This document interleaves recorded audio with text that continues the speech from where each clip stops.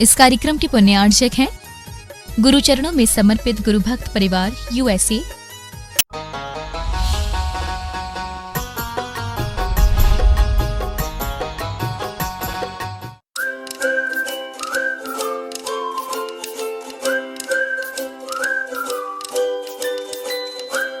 पृथ्वी को कौन घुमाएगा? किससे घूम रही पृथ्वी? लॉजिक दो कुछ। कहां से घूम रही पृथ्वी? किसके कारण से घूम रही? कौन घुमाने वाला है? कुछ बताओ तो। हवा घुमा रही है? कौन घुमा रहा है? हवा का घूमना है तो फिर हवा तो हमेशा अपनी डायरेक्शन बदलती रहती है। कभी पूरब से हवा चलती, कभी उत्तर से हवा चलती, तो कभी पृथ्वी इधर घूमेगी, कभी उधर घूमनी चाहिए। क्या घूमता है? कौन घुमाता है? अगर कोई पृथ्वी को, और जिसकी भी स्पीड बताई जाती है लाखों किलोमीटर में, वो इसकी जो है स्पीड से घूम रही है, इतनी स्पीड से अगर कोई चीज घूमेगी तो उसके आश्रित रहने वाला जो जल होगा, समुद्र होगा, उनका पानी कहाँ जाएगा?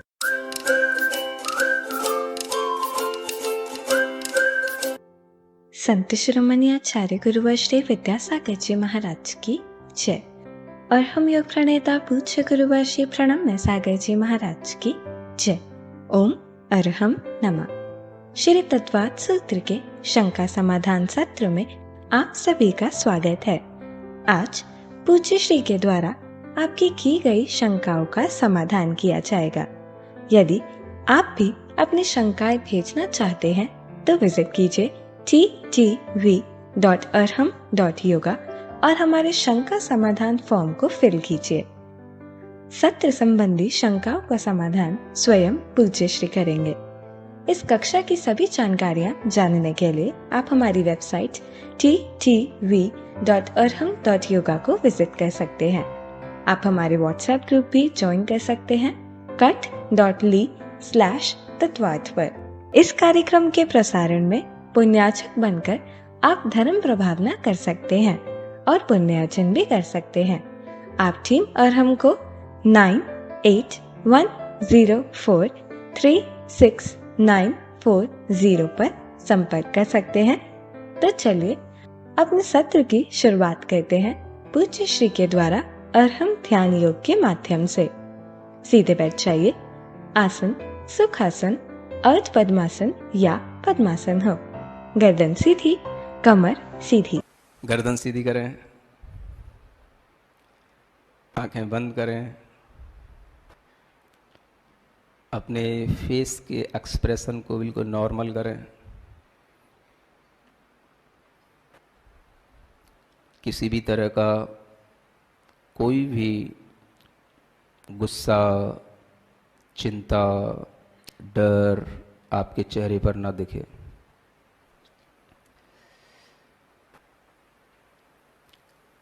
गहरी लंबी श्वास लें, बड़े रिलैक्स के साथ।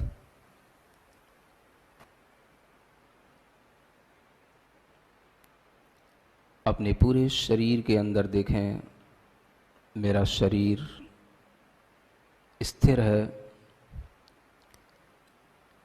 मेरे विचार मन के माध्यम से चल ही रहे हैं। मैं वचनों से भीतर भीतर कुछ ना कुछ बोल भी रहा हूँ। कोशिश करें जैसा मेरे मन में विचार आ रहा है वैसा ही मैं अपने अंदर अपने से कह रहा हूँ। मैं देख रहा हूँ वह विचार यदि अच्छा है तो मैं अच्छा हूँ, वह विचार यदि बुरा है तो मैं वास्तव में भीतर से बुरा हूँ। लोग मुझे बहुत अच्छा समझते हैं, लेकिन मेरे अंदर की बुराइयां कोई नहीं देखता। मैं देख रहा हूँ। सेल्फ ऑब्जर्वेशन मैं कर रहा हूँ। मन ही मन अपनी एक एक बुराई को रिपीट कर रहा हूँ। आपको टाइम दिया जाता है, बड़े केयरफुल होकर कॉन्शसनेस के साथ आप अपनी बुराई को किसी को ना बताएं, सिर्फ अपने को बताएं। मैं कब कब बहाना बनाता हूँ, सोचें।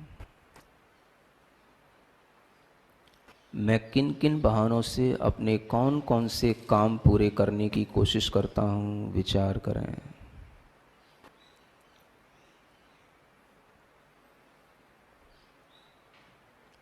उसके कारण से कोई दूसरा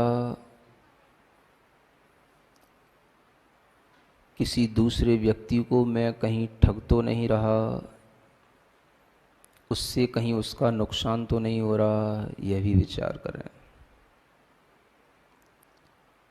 अगर दूसरे को कोई नुकसान नहीं हो रहा है तो कोई बात नहीं, यदि हो रहा है तो मन में संकल्प लें कि मैं उसका नुकसान करके अपना फायदा नहीं करूँगा,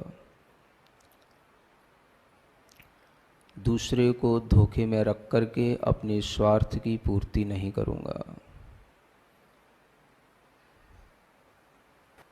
अपने से छोटा या अपने से बड़ा मैं किसी के साथ छल कपट का व्यवहार नहीं करूँगा।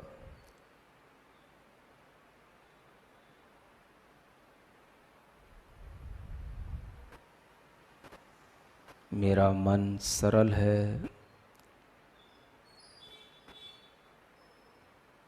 उतना ही सरल है जितनी सरलता से मेरी श्वास चल रही है।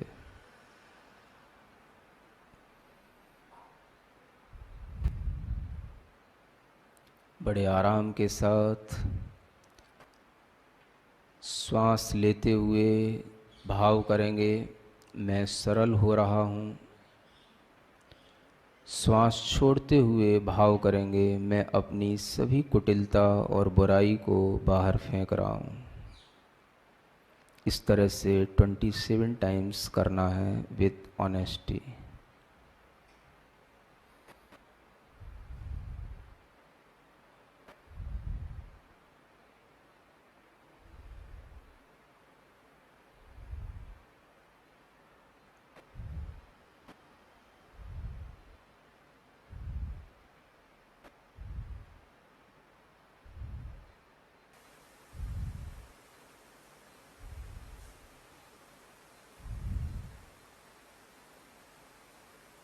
अपने नाभि पर ओम का स्मरण करें।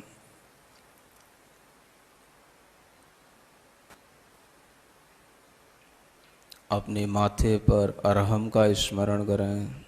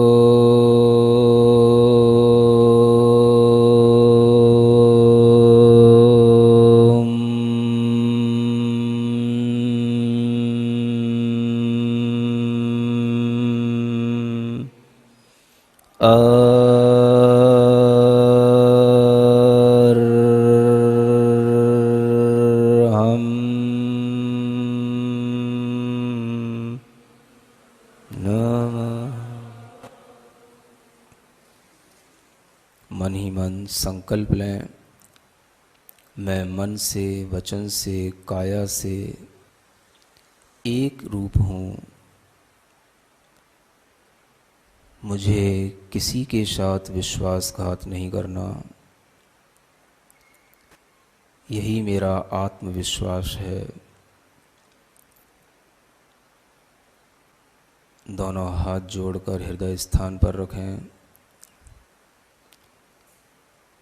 मेरे मन में, तेरे मन में, सबके मन में हो। मेरे मन में, तेरे मन में, सबके वैर न होवे, पाप न होवे, वैर न होवे, पाप भाव क्षमा का हो, भाव क्षमा का हो। मेरे मन में, तेरे मन में, सबके मन में हो। मेरा मंगल, तेरा मंगल, सबका मंगल हो। मेरा मंगल, तेरा मंगल, सबका। मेरे मन में, तेरे मन में, सबके मन में हो, सबके। तन निरोगी, मन हो निर्भय, तन निरोगी, मन हो बोधि समाधि हो, बोधि समाधि हो। मेरे मन में, तेरे मन में, सबके। अपने दोनों हाथों का उपयोग करते हुए पूर्ण आनंद के साथ आंख बंद करके बोलेंगे, मेरे मन में, तेरे मन में, सबके मन में हो। प्रभु के चरणा, गुरु के चरणा, प्रभु के चरणा, गुरु के चरणा, सबको शरणा हो, सबको।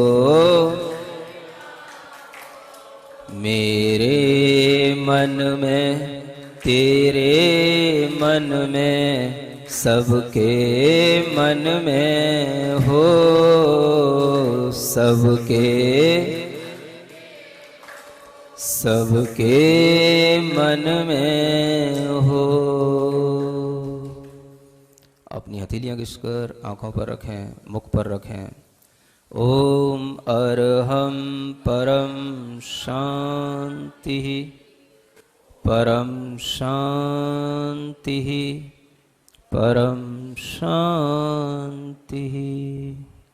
इस ध्यान को पुनः सुनने के लिए आप विजिट कर सकते हैं हमारा YouTube चैनल अरहम ध्यान योग। चलिए पूज्य गुरुवर के चरणों में चलते हैं। नमोस्तु महाराज जी। संयम इंजीनियर संयम जैन शंकर नगर से पूछ रहे हैं, नमोस्तु गुरुदेव, क्या संसारी जीव के 8 कर्म का उदय प्रति समय रहता है या नहीं? यदि नहीं तो कौन से कर्म का उदय रहता है और कौन से कर्म का नहीं, और कैसे? संसारी जीवों के लिए हर समय 8 ही कर्मों का उदय रहता है, ऐसा मानने में कोई बाधा नहीं है। ज्ञानावर्णी कर्मों का उदय चलता ही है, दर्शनावर्णी कर्मों का उदय चलता ही है, मोहनी का उदय रहता ही है, वेदनी का उदय होता ही है ना। आयु के उदय के बिना तो मनुष्य या कोई भी जीवन ही नहीं बनता। नाम कर्म के उदय के बिना शरीर नहीं बनता, गोत्र का उदय रहता ही है, अंतराय का उदय भी चलता ही है। सभी कर्मों के उदय संसारी प्राणी के हमेशा चला करते हैं। ये मूल कर्मों की अपेक्षा से हमेशा ध्यान रखना। उत्तर भेद जो होते हैं मूल कर्मों के, उनमें कुछ अंतर आ सकता है, वो अलग से समझने की चीज है। नमोस्तु महाराज जी। सरिता जैन गांधीधाम से पूछ रही हैं, मेरी आत्मा के असंख्यात प्रदेशों में विराजित गुरुवर के चरणों में कोटि कोटि नमोस्तु।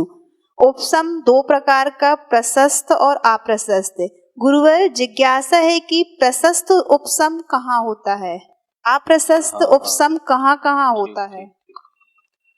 प्रशस्त उपसम उसे कहते हैं जो करण परिणामों के माध्यम से होता है। अधय करण, अपूर्व करण, अनिवृत्ति करण, ये 3 करण परिणाम माने जाते हैं। जैसे जब कोई भी मिथ्या दृष्टि जीव है, जब वह सम्यक दर्शन प्राप्त करता है, उपशम सम्यक दर्शन प्राप्त करता है, तो उस समय पर वह मिथ्यात्व का प्रशस्त उपशमन करता है, जो करण परिणामों के माध्यम से होता है। तो जहां कहीं पर भी करण परिणामों से कर्मों का उपशमन होगा, वो प्रशस्त उपशमन कहलाएगा। उसके अलावा जो उपशमन होता है वह अप्रशस्त उपशम होगा। तो अप्रशस्त उपशम तो किसी भी कर्मों को जो हम दबा देते हैं, वो किसी भी परिणाम से हम उसको दबा सकते हैं, वो अप्रशस्त उपशम भी हर समय बना रह सकता है। लेकिन प्रशस्त उपशम जब कभी होगा तो वो विशिष्ट भावों से होता है, विशिष्ट करण परिणामों से होता है, और वे 3 करण परिणामों से जो कर्मों का उपशमन होगा उसी को प्रशस्त उपशमन समझना चाहिए। ये अंतर है। अनीता जैन गुलाब वाटिका से पूछ रही हैं, नमोस्तु गुरुदेव। जब से जीव है, जब से ही औदायिक भाव भी है, तो औदायिक भाव साधि शांत कैसे हुए? औदायिक भाव उत्पन्न होते हैं और नष्ट भी हो जाते हैं। साधि शांत हम उसे एक पर्याय की अपेक्षा से भी कह सकते हैं। जैसे अभी हमारे लिए मनुष्य गति का उदय चल रहा है, तो मनुष्य गति का जब से उदय हुआ तब से वह औदैहिक भाव का उदय हो गया, और जब ये मनुष्य गति छूट जाएगी तो वो औदैहिक भाव का अंत हो जाएगा। तो इस अपेक्षा से वो साधि शांत कहलाता है। तो बहुत से औदैहिक भाव इस तरह से साधि शांत गिने जाते हैं। गति की अपेक्षा से या कोई भी हम और कसाय आदि की अपेक्षा से, अगर उसकी अनादि परंपरा की अपेक्षा से देखेंगे तो वो अनादि शांत हो सकते हैं। लेकिन अगर हम उसकी परंपरा को एक मध्य में देखेंगे, या उस परंपरा को अगर हम बीच में कहीं पर किसी भी पर्याय के आश्रित देखेंगे, तो वह साधि शांत कही जाएगी।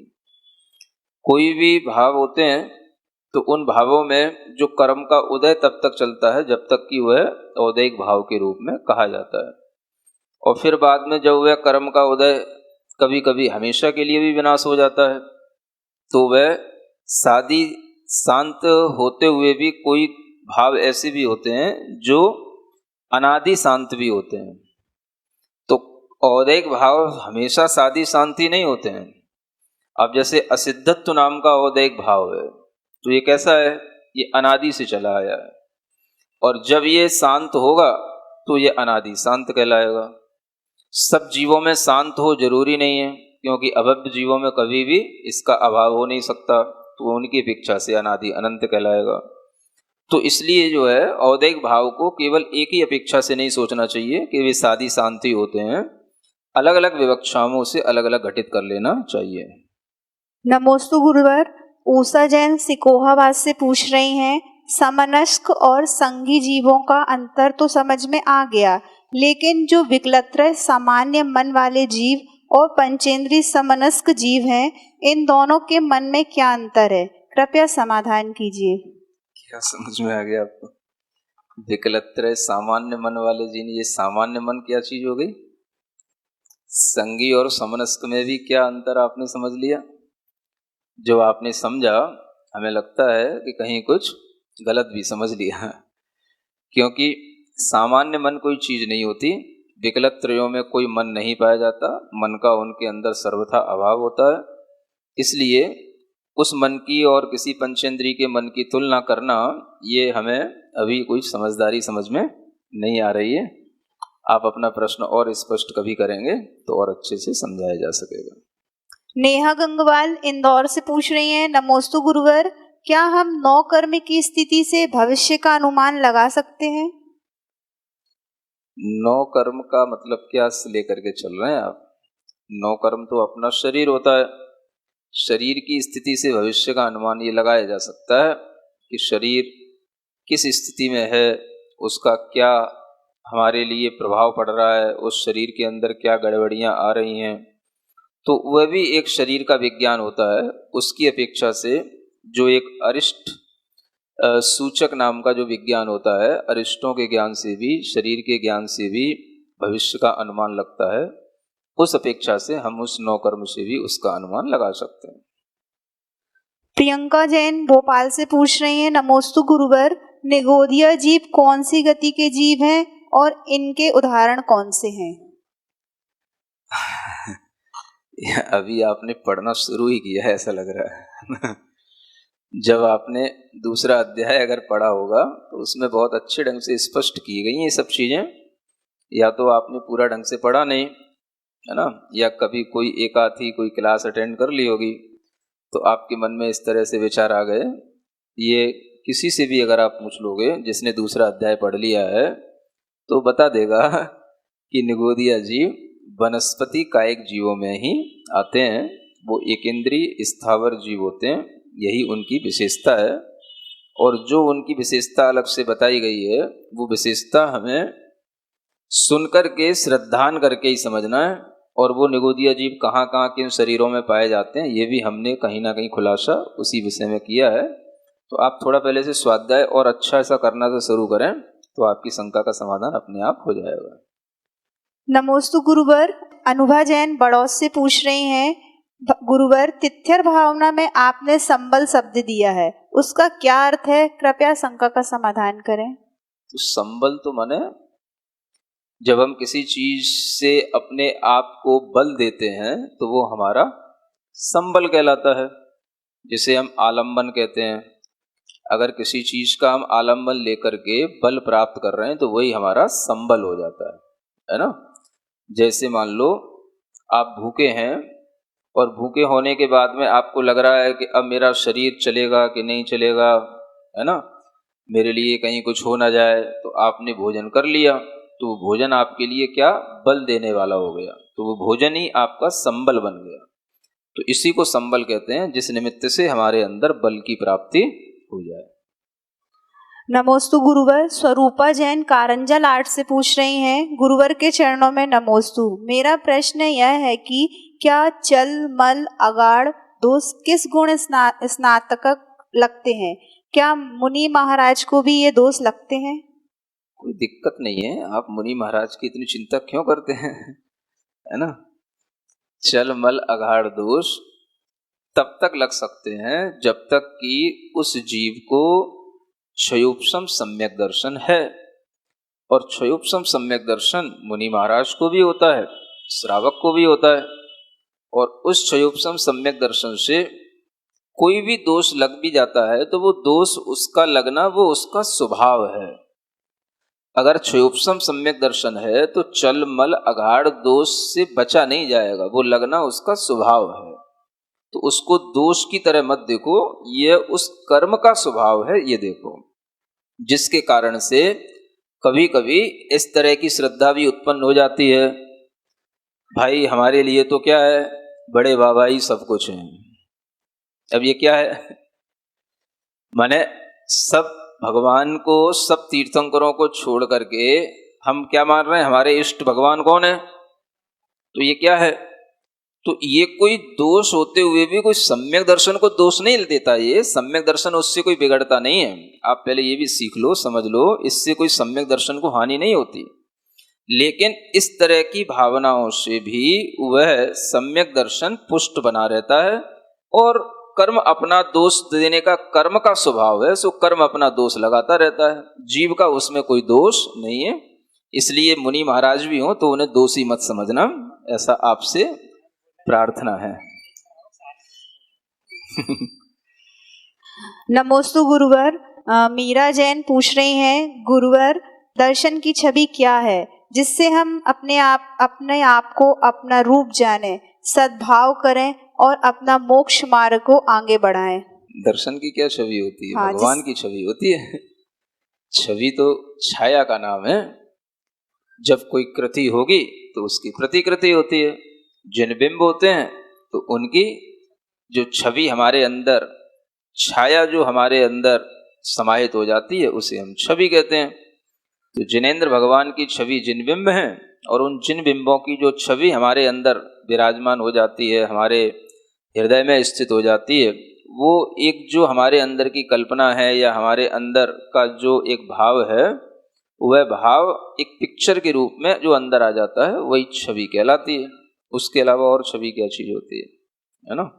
तो दर्शन की छवि नहीं होती, वह छवि किसी ना किसी कृति की होती है, उसी के माध्यम से वह छवि कहने में आती है, जिसे छाया कहते हैं। नमोस्तु गुरुवर। तारा छावड़ा नंददेड़ से पूछ रही हैं, क्षयोपशम सम्यक दर्शन 6 प्रकृति के उपशम, उदयाभावी क्षय और सम्यक प्रकृति के उदय से होता है। ऐसे ही दर्शन, ज्ञान और अंतराय का क्षयोपशम कैसे घटित होता है? इनमें उपशम, उदयाभावी क्षय और उदय किन प्रकृति का और कैसे होता है? कृपया इसमें क्षयोपशम के पूर्व उपशम होता है? ये सब चीजें जब पढ़ाया गया है उसी समय पर समझाया गया है, और प्रक्रिया सबकी एक जैसी रहती है। एक बार आप ये केवल समझ लें कि जिन कर्मों में देशघाती और सर्वघाती पना होता है, उनमें ये क्षयोपशम भाव घटित होता है। जो सर्वघाती स्पर्धक होंगे उनका उदयाभावी क्षय और सदवस्था रूप उपशम होता है। देशघाती जो स्पर्धक होते हैं उनका उदय होता है। तो जो भी कर्म में आप घटित करना चाहें, चाहे वो ज्ञानावरण हो चाहे अंतराय हो, उनके जो सर्वघाती स्पर्धक होंगे उनका उदयाभावी क्षय और सदवस्था रूप उपशम करना, और उनमें जो देशघाती स्पर्धक पना होगा उसका आप उदय करना। और इस तरह से दोनों चीजें जब एक साथ चलती हैं तो उसी को क्षयोपशम कहते हैं। ये हर कर्म में अपने आप से घटित कर लेना। नमोस्तु गुरुवर। एक श्रावक पूछ रहे हैं सहारनपुर से, इच्छा निरोधो तपः किस ग्रंथ का सूत्र है? हाँ, ये कई लोग पूछते तो हैं किस ग्रंथ का सूत्र है। ये वस्तुतः ग्रंथ में मूल रूप से तो देखने को कम मिलता है, लेकिन टीका में ये उपलब्ध होता है। टीका ग्रंथों में, जैसे कार्तिक अनुप्रेक्षा वगैरह, इन ग्रंथों की अगर हम टीका वगैरह पढ़ते हैं तो उनमें यह सूत्र आ जाता है। तो उसी को इस तरह से समझ लेना चाहिए। त्रिलोकचंद जैन मीरा रोड से पूछ रहे हैं, भोग भूमि के जीवों का निहार होता है या नहीं? ये भी जानने योग्य है कि भोग भूमि के जीवों के लिए जब आहार इत्यादि भी होता है तो भी उनके शरीर में किसी तरह की मल मूत्र की कोई बाधा नहीं होती। उनके शरीर में पसीना तक भी नहीं आता, निहार होना तो दूर की बात है। तो भोग भूमि जीवों के लिए भी इस तरह की व्यवस्था है कि उनका आहार होता है और किसी भी तरह से उनके लिए और कोई निहार आदि की कोई दिक्कत समस्या उनके सामने नहीं होती है ना? तभी वो भोग भूमि बनी रहती है। नमोस्तु गुरुवर। सुनीता जैन दिल्ली से पूछ रही हैं, पर्याप्ति और अपर्याप्ति में क्या अंतर है? ये तो फिर ऐसे प्रश्न हो गए कि आपने कुछ अभी थोड़ा भी स्वाध्याय फिर आपने पर्याप्त तक के बारे में किया नहीं, है ना? अब ऐसा लग रहा है या तो दूसरा अध्याय पढ़ करके आपके अंदर बहुत सारी जिज्ञासाएं उत्पन्न हो गई हैं, और उन जिज्ञासाओं का शमन करने के लिए आपको थोड़ा सा अब कुछ और अच्छा सिद्धांत ग्रंथ जैसे जीव कांड वगैरह है, इसकी क्लासें अटेंड करना चाहिए। जिस तरह से भी आपने दूसरा अध्याय सुना है, ऐसे जीव कांड आदि भी मतलब स्वाध्याय के रूप में आप लोगों के लिए दिया गया है। तो उसी से ये सब चीज़ें अच्छे ढंग से क्लियर होंगी। हो सकता है कि इस तरह की शंकाएं अन्य भी अनेक पाठकों श्रावकों के अंदर उत्पन्न होती हों, क्योंकि जब हम किसी चीज़ को पहली बार सुनते हैं तो दूसरे अध्याय में इतना क्लैरिफिकेशन नहीं हुआ हो, तो उसको समझने के लिए आपको थोड़ा सा जीवकांड भी पढ़ना पड़ेगा, तो उसी से समझ में आएगा।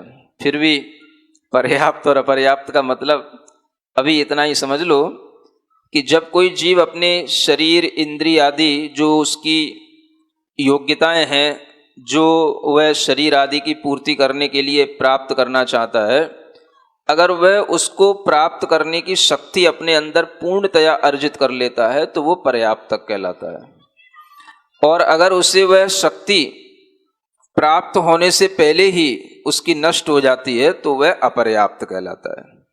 यानी अपर्याप्त का मतलब है वह जीव कोई भी अपनी इंद्रिय आदि पर्याप्तियों को पूर्ण नहीं कर पाता, और पर्याप्त का मतलब है कि वह जीव अपनी उन पर्याप्तियों को पूर्ण कर लिया तो आगे अपना शरीर आदि भी वृद्धि को प्राप्त कराता रहेगा।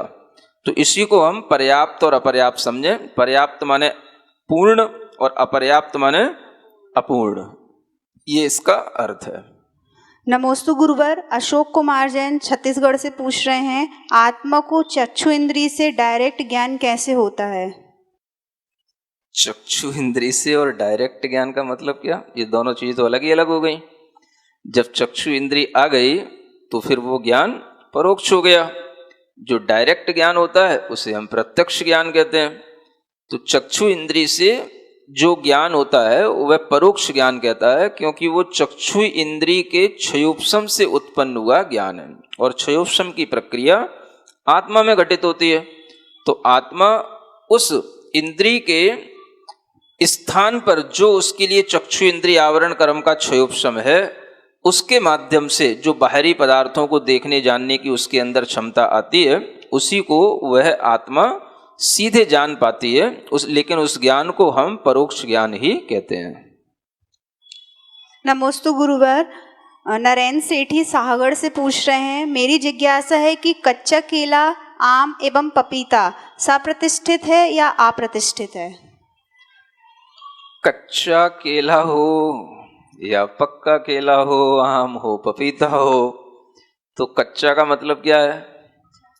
दो तरह के केले आते हैं, है ना, जिसकी आप लोग सब्जी बना लेते हैं, वो कच्चा केला कहलाता है, और जो फल के रूप में आ जाता है वो पक्का। ऐसा ही सा है? बोला तो करो थोड़ा बहुत। ऐसा ही है ना?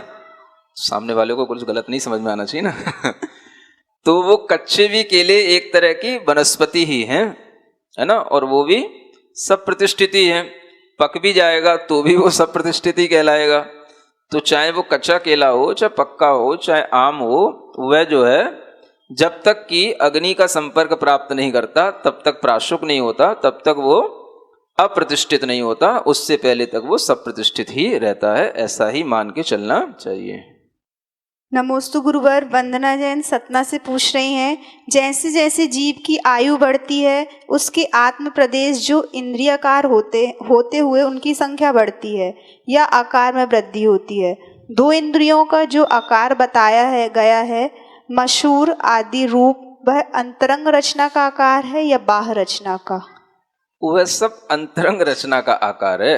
अंतरंग में तो क्षयोपशम, जहां पर जैसे मान लो जो बच्चा अगर गर्भ में भी है तो उसकी आंख, नाक, सब कुछ यथा स्थान बनना शुरू हो जाते हैं। तो जहां उस जीव के लिए जो बनना है वो तो उसके क्षयोपशम से अंतरंग में तो तैयार हो गया। अब जो वृद्धि होती है और उसकी जो पूर्णता होती है और उसमें जो विकास होता है, वह धीरे धीरे उसकी उम्र के अनुसार उसकी बाह्य जो संरचना होती है, बाह्य जो उपकरण होते हैं, उनकी वृद्धि उसके अंदर होती चली जाती है। और उन उपकरणों की वृद्धि से वहीं का जो क्षयोपशम है, पहले वो क्षयोपशम बिल्कुल वह मंद मंद होगा, लेकिन जैसे जैसे उसकी वह द्रव्य इंद्रिय की संरचना वह भी अच्छी होती चली जाएगी तो उसे भी अंदर से भी अच्छा दिखाई देने लग जाएगा। तो वह क्षयोपशम कोई आकार को प्राप्त नहीं हो जाता, कोई बड़ा आकार नहीं हो जाता उसका। क्षयोपशम तो जहां है उतना ही रहेगा, इंद्रिय की रचना जहां है उतनी ही रहेगी, लेकिन उसकी जो क्षमता है वो क्षमता बाहरी उपकरण के बढ़ने से भी उसकी क्षमता बढ़ जाती है, और उसके माध्यम से वह बड़ा होकर के अच्छे ढंग से देख पाता है। ऐसा समझ लेना।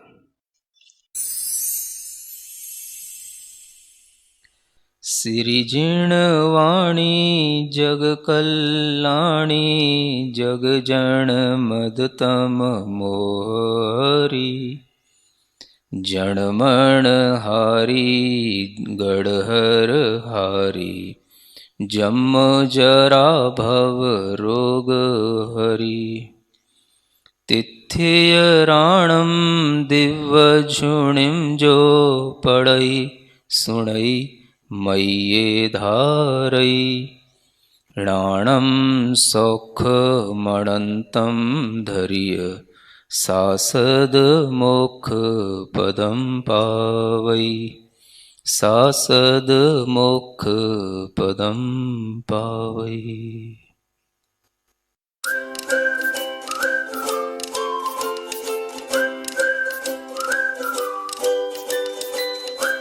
पृथ्वी को कौन घुमाएगा? किससे घूम रही पृथ्वी? लॉजिक दो कुछ। कहां से घूम रही पृथ्वी? किसके कारण से घूम रही? कौन घुमाने वाला है? कुछ बताओ तो। हवा घुमा रही है, कौन घुमा रहा है? हवा का घूमना है तो फिर हवा तो हमेशा अपनी डायरेक्शन बदलती रहती है। कभी पूरब से हवा चलती, कभी उत्तर से हवा चलती, तो कभी पृथ्वी इधर घूमेगी, कभी उधर घूमनी चाहिए। क्या घूमता है? कौन घुमाता है? अगर कोई पृथ्वी को, और जिसकी भी स्पीड बताई जाती है लाखों किलोमीटर में, वो इसकी जो है स्पीड से घूम रही है, इतनी स्पीड से अगर कोई चीज घूमेगी तो उसके आश्रित रहने वाला जो जल होगा, समुद्र होगा, उनका पानी कहाँ जाएगा?